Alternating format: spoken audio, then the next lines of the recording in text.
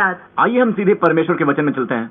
पता है, आज मैं कुछ बताने जा रहा हूँ जो आपको आशीषित करेगा, और कभी कभी मैं जो कहूंगा ये आपको उलझा भी सकता है, लेकिन अगर आप मेरे हृदय को ठीक से सुनेंगे, मेरे पूरे संदेश को सुनेंगे, तो आप पाएंगे कि आप कहाँ खो गए हैं। ठीक है, शायद आप प्रार्थना कर रहे हैं, लेकिन आप इस रीति से प्रार्थना कर रहे हैं कि जो परिणामों को नहीं ला रही है। इन सब का उत्तर इस संदेश में मिलेगा, और मैं यीशु के नाम में प्रार्थना करता हूँ आप रेमा शब्द को सुनेंगे, वो शब्द जो इस मौसम में आपको सुनने की आवश्यकता है।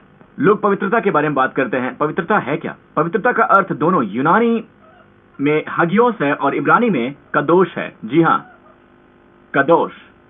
ठीक है, पवित्र शब्द इब्रानी और यूनानी में बिल्कुल यही है। पुराना नियम, नया नियम। सच में इसका अर्थ यह है, जब आप कहते हैं कोई पवित्र है, ठीक है, या ये चीज पवित्र है, इसका अर्थ यह है कि वो व्यक्ति या वो चीज परमेश्वर के लिए अलग की गई है। पवित्रता के लिए वही शब्द है। ये पहले वर्णन की व्यवस्था है। यदि पहली बार किसी विषय का वर्णन किया जाता है तो इसमें कुछ बहुत ही महत्वपूर्ण है, कुछ बहुत ही आवश्यक है। तो कोई भी विषय, ठीक है, आप इसे देखते हैं या पहली बार इसका वर्णन होता है, तो इसमें कुछ है जो परमेश्वर ने सिखाएंगे, और अधिकतर पहले वर्णन से यह आपको सुझाव देता है कि संपूर्ण बाइबल में आप शब्द का अनुभव कैसे करते हैं। ठीक है, तो पहली बार ये पवित्र शब्द आखिर कब प्रकट होता है? बाइबल में पहली बार पवित्र शब्द कब प्रकट हुआ? ठीक है, ये उत्पत्ति 2 में पाया जाता है, और 7वें दिन परमेश्वर ने अपना कार्य समाप्त किया जो उन्होंने किया था, और विश्राम किया। परमेश्वर ने इसलिए विश्राम नहीं किया क्योंकि वो थक गए थे। परमेश्वर थकते नहीं है। ठीक है, स्वर्ग के पृथ्वी के निर्माता ना ही कभी थकते हैं और ना ही कभी श्रमित होते हैं। ठीक है, थकना मानव रूप का ही एक भाग है, मानव अस्तित्व। परमेश्वर थकते नहीं है। परमेश्वर ने विश्राम किया क्योंकि उनका कार्य समाप्त हो गया था। परमेश्वर ने विश्राम किया क्योंकि उनका कार्य समाप्त हो गया था। परमेश्वर ने 7वें दिन को आशीष दिया और पवित्र किया। वहां आपने पवित्र शब्द को देखा। ये इब्रानी शब्द है, पवित्र, कदोश। कदोश, पवित्र, क्योंकि उसमें परमेश्वर ने अपने सभी कार्यों से विश्राम किया जिसे परमेश्वर ने रचा था, बनाया था। तो पहली बार पवित्र शब्द का उपयोग हुआ जिसका विश्राम के साथ संबंध था। इसका विश्राम के साथ संबंध है। विश्राम सबसे पवित्र चीज है जिसे आप कर सकते हैं। विश्राम परमेश्वर की कृपा दृष्टि को लाता है। आप जानते हैं बाइबल में अनुग्रह का पहली बार वर्णन कब हुआ था? फिर से उत्पत्ति की पुस्तक में पहली बार बाइबल में अनुग्रह का वर्णन हुआ। यहां कुछ महत्वपूर्ण है। ये कहता है उत्पत्ति 6:8 में, नूह ने प्रभु की दृष्टि में अनुग्रह को पाया। पृथ्वी के सही लोगों में से नूह ने प्रभु की दृष्टि में अनुग्रह पाया। ये पहली बार है जब अनुग्रह शब्द प्रकट होता है, और ये नूह के साथ संबंध रखता है। तो यहां प्रकटीकरण क्या है? जब आप प्रकटीकरण को तह पर नहीं पाते हैं तो शायद ये नूह के नाम में छिपा हुआ है, और नूह के नाम का अर्थ है विश्राम। अन्य शब्दों में, विश्राम परमेश्वर की दृष्टि में अनुग्रह को पाता है। जितना आप विश्राम करते हैं उतना परमेश्वर का अनुग्रह आप पर आता है। जितना आप कार्य और परिश्रम करते हैं परमेश्वर का अपमान आप पर आता है। अब मैं आपको बता दूं कि जब मैं कार्य और परिश्रम के बारे में बात करता हूं, ये नौकरी के संबंध में नहीं है। बाइबल कहती है हर मसीही को कार्य करना चाहिए, लाभदायक रूप से व्यावसायिक होना चाहिए। आमीन। अगर कोई कार्य नहीं करता है तो पौलुस कहता है उसे खाना भी नहीं चाहिए। तो मैं शारीरिक परिश्रम के बारे में बात नहीं कर रहा हूं, मैं नौकरी के बारे में बात नहीं कर रहा हूं, मैं भीतरी प्रयास के संबंध के बारे में कह रहा हूं। वो बेचैनी जो आप महसूस करते हैं जब आप अपने जीवन में कुछ कर पाने में असमर्थ हो जाते हैं।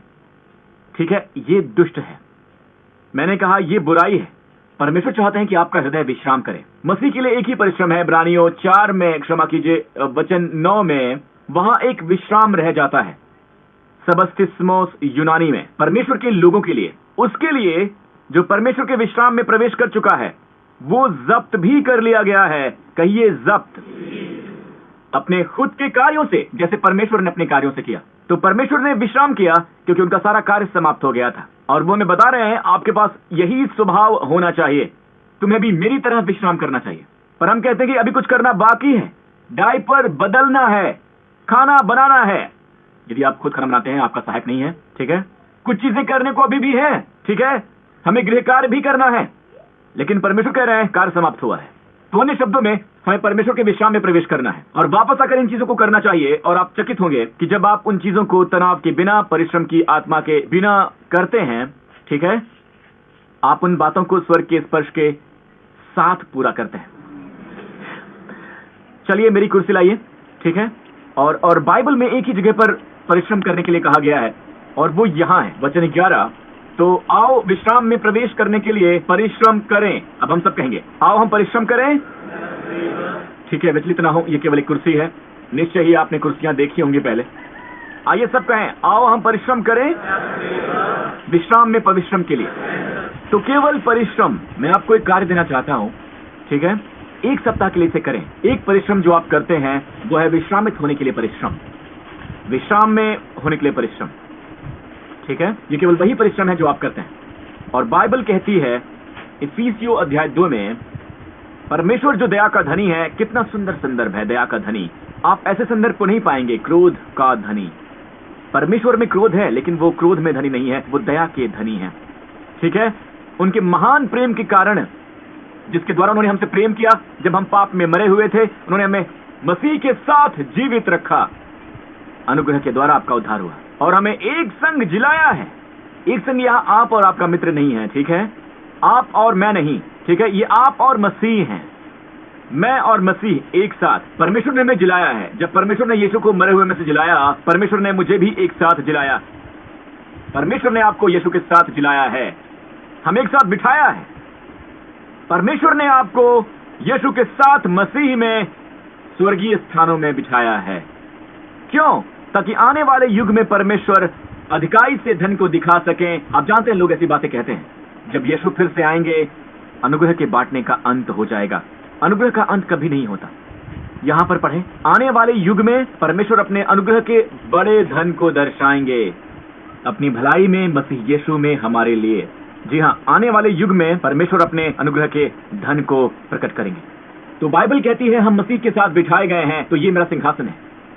मैं आपको दिखाना चाहता हूं मसीह में हमारी स्थिति ये है, हम मसीह के साथ बिठाए गए हैं। मैंने कहा बिठाए गए हैं, इसका अर्थ क्या है? कार्य समाप्त हुआ। पुराने नियम के याजक, इजराइल के याजक कभी नहीं बैठे, क्योंकि उनका कार्य कभी समाप्त नहीं होता था। जब यीशु ने हमारे पापों को धो डाला, वो बैठ गए और हम मसीह के साथ यहां बिठाए गए, ठीक है। आप जानते हैं शैतान कहां है? आप जानते हैं जिस मुसीबत के बारे में आप चिंतित हैं वो भी कहां है? आप जानते हैं वो कहां है? यीशु कहां है, उन्हें देखिए, ठीक है। इफिसियों अध्याय 1 में यहां देखिए, जो उसने मसीह के विषय में किया, जो उसको मरे हुए में से जलाकर स्वर्गीय स्थानों में अपनी दाहिनी ओर सब प्रकार की प्रधानता और अधिकार और सामर्थ और प्रभुता के और हर नाम के ऊपर, जो न केवल इस लोक में पर आने वाले लोक में भी लिया जाएगा, बिठाया। और सारी बातों को, कितनी बातों को? सारी बातों को किसके पांव के नीचे? यीशु के पांव। और उसे सब वस्तुओं पर शिरोमणि ठहराकर कलीसिया को दे दिया। ये उनकी देह है और उन्हीं की परिपूर्णता है। अब इसे देखिए, ठीक है। यीशु कहां है? शैतान के बहुत ऊपर, बीमारी के बहुत ऊपर, हर श्राप के बहुत ऊपर, संसार की हर घटी के ऊपर, बहुत ऊपर। केवल ऊपर ही नहीं, हर अधिकार और प्रधानताओं के ऊपर। हर बीमारी, चाहे वो कितनी ही नई क्यों ना हो, वो हर उन बीमारियों से कहीं ज्यादा ऊपर है। न केवल इस संसार में ही, बल्कि आने वाले संसार में भी वो इन सबसे ऊपर है। लेकिन आप कहां हैं? कहां हैं आप? इफिसियों में हमने पढ़ा, आप कहां हैं? हम मसीह के साथ उसी स्थिति में बिठाए गए हैं। अब शैतान क्या चाहता है? वो आपकी राह में आना चाहता है और आपसे कहना चाहता है कि तुम इस परिस्थिति के बारे में क्या करोगे, तुम अपने इस किशोरावस्था के लड़के के बारे में क्या करोगे, तुम क्या करने वाले हो। तो उससे कहें, मैं ये करने वाला हूं। आमीन। वो आपके शरीर में झूठा लक्षण लेकर आएगा और आप सोचेंगे कि नहीं, ऐसा दर्द मुझे पहले कभी नहीं हुआ था। और शैतान कहता है कि इसके बारे में कुछ करो, ठीक है। और आप ऐसा ही करते हैं, शैतान आपसे करवाता है और आप कहते हैं शैतान मैं ये करूंगा। इसका अर्थ क्या है? मेरे लिए करने को कुछ नहीं बचा है, ये सब किया जा चुका है। आप उसकी धमकी को बुला रहे हैं। वो आपसे कहता है कार्य अभी समाप्त नहीं हुआ है। ऐसा लगता है ये अभी समाप्त नहीं हुआ है, महसूस होता है कि ये समाप्त नहीं हुआ है। भीड़ जैसी आवाजें कहती हैं कि ये पूरा नहीं हुआ है, और आप बैठते हैं और कहते हैं कि ये पूरा हो गया है, ठीक है। मैं परमेश्वर के विश्राम में प्रवेश करता हूं। आमीन। और जब आप ऐसा करते हैं, आपकी समस्या को कुछ होता है, ठीक है। शैतान वैसे आपके स्तर पर बिल्कुल नहीं है। आप मसीह के साथ बिठाए गए हैं। हमें उनके साथ किसने बिठाया? परमेश्वर ने, जो दया के धनी हैं। उन्होंने हमें बिठाया। ओह, मुझे ये पसंद है। उन्होंने हमें मसीह के साथ बिठाया, उन्होंने खुद बिठाया। तो शैतान कहां है? दूर। और मसीह सारी प्रधानताओं से दूर है, ऊपर है। तो वो केवल आपके पांव के तलवे को देखता है। यदि आपके पास समस्या है, मसीह सारी बातों पर मुख्य है, ठीक है। परमेश्वर ने सब कुछ उनके पांव के नीचे रख दिया है। आमीन। तो जिस समस्या के बारे में आप चिंतित हैं, आप उसके काफी ऊपर हैं। आप मसीह के साथ बिठाए गए हैं। क्या आप सुन रहे हैं दोस्तों? क्या आप सुन रहे हैं? तो जब शैतान पूरी कोशिश करता है आपको इस स्थान से हटाने की, क्योंकि जब तक आप उस विश्राम के स्थान में हैं, ठीक है, आशीषें आपके जीवन में बहती रहेंगी, ठीक है, अच्छी बातें होती रहेंगी। प्रभु की स्तुति हो, आमीन, भरपूर विजय। तो शैतान को पहली बात जो हमेशा करता है वो है आपके विश्राम में हलचल मचा देना। एक बात जिसके लिए परमेश्वर हमें परिश्रम करने के लिए कहते हैं वो है विश्राम में प्रवेश करने के लिए परिश्रम करना। क्या आप मेरे साथ हैं?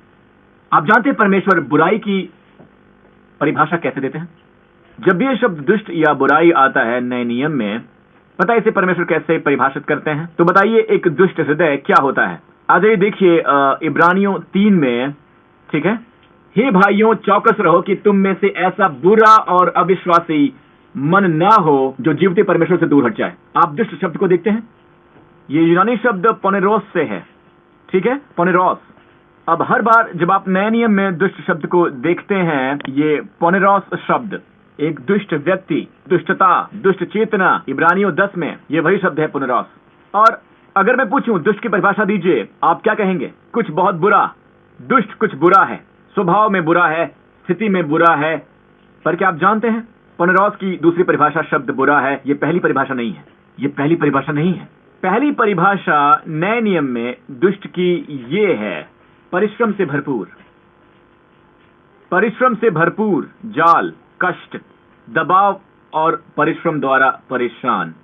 नंबर 2 परिभाषा है बुरा, स्वभाव में बुरा या फिर स्थिति में बुरा, ठीक है। तो बात यह है दोस्तों, जब परमेश्वर कहते हैं एक दुष्ट हृदय मत रखो, इसका अर्थ क्या है? एक दुष्ट हृदय, हम बुरे के बारे में सोचते हैं, पर पहली परिभाषा है कि यह परिश्रम से भरपूर हृदय है, ठीक है। इस दुष्ट हृदय को देखिए, परिश्रम से भरपूर, चीजों को सही करने की कोशिश से भरपूर। आप कहते हैं ये हानि रहित है अगर लोगों को परिश्रम का हृदय रखना है, तो मैं कहता हूं नहीं, मैं आपसे कह रहा हूं ये हानिकारक है। जी हाँ, ये खतरनाक है, ठीक है, कोई बात नहीं।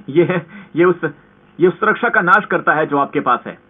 आप जानते हैं बाइबल हमें बताती है कि अय्यूब ने 9 महीनों तक बहुत कष्ट सहा, और उसके कष्ट बस चलते ही रहे कई वर्षों तक, कई वर्षों तक। कुछ लोग इसे सुनाते हैं जैसे ये कई वर्षों तक चलता ही रहा, पर ये 9 महीने था। लेकिन अय्यूब एक विशिष्ट किस्सा है। इससे पहले कि आप अपने आप को अय्यूब कहें, याद रखें अय्यूब ने परमेश्वर से पूछा कि आपके पास एक पहरेदार, मध्यस्थ, एक वकील परमेश्वर के दाहिने हाथ पर है। वैसे जो वो चाहते हैं, जो उनकी इच्छा है, वो हमारी सच्चाई है, ठीक है। तो अय्यूब के पास परमेश्वर के दाहिने हाथ पर कोई महायाजक नहीं था, लेकिन अय्यूब ने ये कहा अय्यूब 3 में, क्योंकि जिस बात से मैं डरता था वो महान रूप से मुझ पर आ पड़ी है, और जिससे मैं भयभीत था वो मेरे साथ हुई है, ठीक है। पहले भाग का हमेशा हवाला दिया जाता है, लेकिन लोग भूल जाते हैं कि भय बेचैनी से पैदा होता है। देखिए वचन 26, मैं आराम में नहीं हूं, ना ही मैं शांत हूं, ना ही मेरे पास कोई विश्राम है आने वाली समस्या के लिए। अन्य शब्दों में 1 + 1 + 1 3 समस्या होती। कोई विश्राम नहीं, कोई शांति नहीं, कोई आराम नहीं। इसका क्या परिणाम है? समस्या। वैसे परमेश्वर विश्राम के लिए 3 इब्रानी शब्दों का उपयोग करते हैं इस एक वचन में, और नूह का नाम आखिरी है, मेरे पास कोई नोआक नहीं है, ठीक है। घर पाने के लिए, विश्राम के लिए 3 शब्द हैं। ये अय्यूब था। अय्यूब कैसे समस्या में पड़ा? अय्यूब ने बेचैनी में कदम रखा, अशांति में कदम रखा, हलचल में कदम रखा, चिंता में कदम रखा। लेकिन आप चकित होंगे उसने ये कैसे किया। आप जानते उसने ये कैसे किया? कुछ आत्मिकता के साथ। बाइबल कहती है अय्यूब हर सुबह उठता था, अपने बच्चों की ओर से होम बलि चढ़ाता था, और वो ये हर रोज किया करता था, अपने हृदय में निरंतर ये कहते हुए, बेहतर होगा मैं उन्हें ढक लूं, क्योंकि हो सकता है उन्होंने अपने हृदयों में परमेश्वर को श्राप दिया हो। और अय्यूब ने ये निरंतर किया। बाइबल कहती है, अन्य शब्दों में, वो हर सुबह उठता था, वो इन बातों को करता था। मैं आपको जो बताना चाहता हूं वो ये है कि अय्यूब का वचन आराम में रहने के बारे में नहीं है, विश्राम में रहने के बारे में नहीं है। ये कुछ आत्मिकता के साथ संबंध रखता है जो वो कर रहा था। क्या आप सुन रहे हैं दोस्तों? आप जानते कुछ लोग प्रभु भोज लेते हैं, ठीक है, लेकिन वो ऐसा डर के वजह से करते हैं, आशाहीन होकर करते हैं। बेहतर हुआ खुद को आप रोकें और पूछें कि मैं ऐसा क्यों कर रहा हूं। क्या आप सुन रहे हैं दोस्तों? क्या आप समझ रहे हैं? जब आप इसे जाने देते हैं, क्या यह भूमि पर गिरता है? नहीं। जब किसी का हाथ छोड़ देते हैं तो किसी का हाथ पकड़ लेते हैं। किसी का हाथ पकड़ लेते हैं तो किसी का छोड़ देते हैं। पर मैं आपसे कहना चाहता हूं कि परमेश्वर का हाथ, सर्वशक्तिमान परमेश्वर आपके हाथों से बड़े हैं। तो बात यह है कि परमेश्वर की संतान के लिए उन्हें विश्राम करना सीखना होगा। हमारा एक ही प्रयास होना चाहिए, विश्राम के लिए परिश्रम। क्या आप मेरे साथ हैं? वर्षों पहले, जी हाँ, कई वर्ष पहले प्रभु ने मुझे यह बताया, पुत्र, अपने जीवन के क्षेत्रों को देखो। जिस क्षेत्र के बारे में तुम चिंतित नहीं हो, उन पर ध्यान दो। वो बातें जिनके बारे में आप चिंतित हैं, एक रुकावट है। और मैं इस चित्र के साथ समाप्त करूंगा जिन्होंने मुझे दिखाई है, और परमेश्वर ने मुझे दिखाया है कि उनका प्रबंध हमेशा बहता है, कार्य हो चुका है, ये समाप्त हो चुका है। ठीक है, पर समस्या यह है कि हमारे ग्रहण करने के छोर पर जब आप चिंता करते हैं, आप परमेश्वर की सेना को कुचल देते हैं। ठीक है, ऊपर चित्र को देखिए। ठीक है, आशीष, सफलता, सभी भली बातें जिसे परमेश्वर ने समाप्त किया है, आप जानते किसने दाम चुका है इसके? यीशु ने क्रूस पर कहा, इसे स्वामी के कार्ड पर चार्ज कर दे। उन्होंने सारे दाम चुका दिए हैं। पापों की क्षमा, आपके लिए प्रबंध और आपके परिवार के लिए स्वास्थ्य और चंगाई, इसलिए दाम चुका दिया गया है। तो हम कह रहे हैं कि हम हमेशा सोचते हैं कि हमारी प्रार्थना परमेश्वर को कुछ करने के लिए विवश करती है, हमारी प्रार्थना परमेश्वर को देने के लिए विवश करती है। नहीं नहीं, ये प्रार्थना नहीं है, ये प्रार्थना गलत हो जाती है। हमारी प्रार्थना का अधिकतर समय धन्यवाद देना होना चाहिए। ठीक है, कुछ ऐसी प्रार्थना विनतियां हैं और आप उस प्रार्थना विनती को एक बार करते हैं और आप परमेश्वर का फिर से धन्यवाद करते हैं निरंतर रूप से। ठीक है, जब आप इसके बारे में सोचते हैं, केवल सोचें, प्रभु ये आपके हाथों में है, प्रभु ये आप पर है, प्रभु ये आपका व्यापार है, आप इसके मालिक हैं, ये आपकी प्रार्थना होनी चाहिए। आमीन। तो हम सोचते हैं कि परमेश्वर में क्यों नहीं दे रहे हैं, जबकि परमेश्वर हमें वास्तव में दे रहे हैं। तो जब आप चिंतित होते हैं तब ऐसा होता है। ठीक है, हाथ अदृश्य होता है, ये परमेश्वर का हाथ में, ये असल में आपका हाथ है। जब भी आप चिंता करते हैं, आप इसे कुचलते हैं। आशीष आपके जीवन में कुचली हुई है, पर आपके पास कोई इसका आनंद उठाता है, क्योंकि वो इसके बारे में चिंतित नहीं है, उसे इसकी चिंता नहीं है। पर जब आप ये कहते हैं कि जाने दो, तो यीशु, पता है, सच में हम पर्वत के उपदेश को पढ़ते हैं। यीशु कहते हैं, अगर आप चिंतित नहीं अपने कपड़ों के बारे में, तो परमेश्वर आपको अपनी महिमा में सुलेमान से भी बेहतर वस्त्र पहनाएंगे। उन्होंने ऐसा ही कहा है। वो कहते हैं, परमेश्वर आपको अपनी महिमा में सुलेमान से भी बेहतर वस्त्र पहनाएंगे। अपनी पूरी महिमा में आप क्या खाएंगे उसकी चिंता ना करें।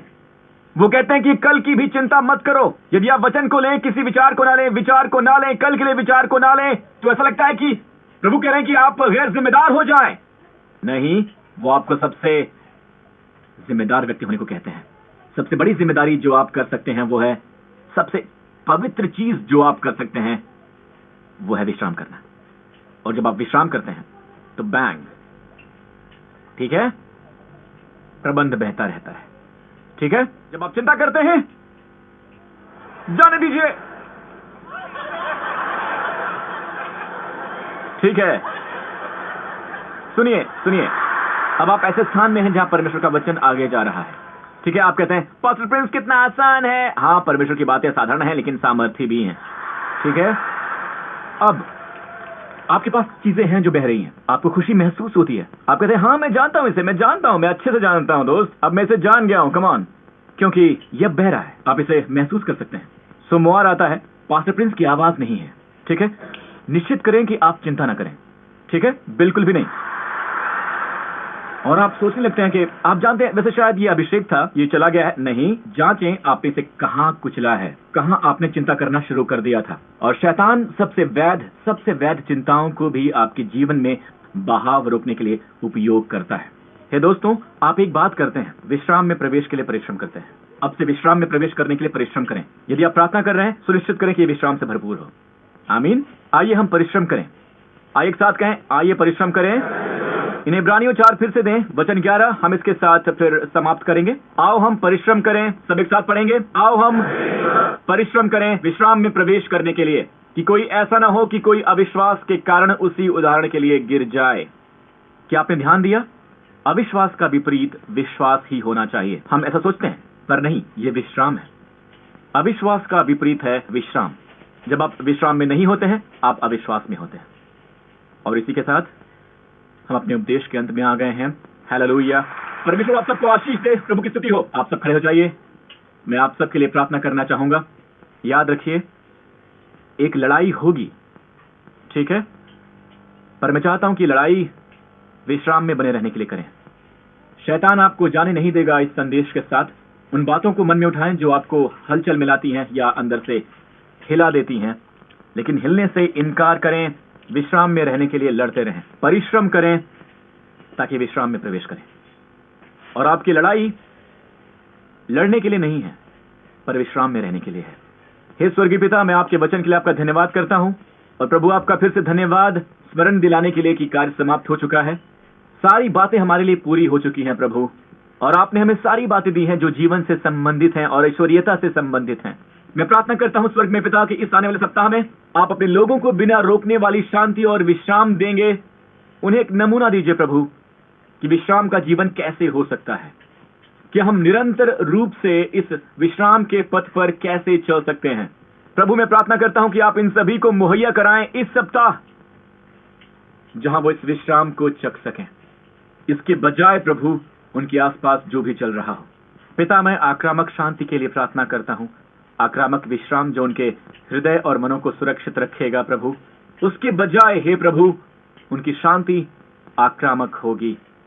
धन्यवाद पिता, स्वर्ग में यीशु के नाम में। और सब लोगों ने कहा आमीन। परमेश्वर आप सबको आशीष दें।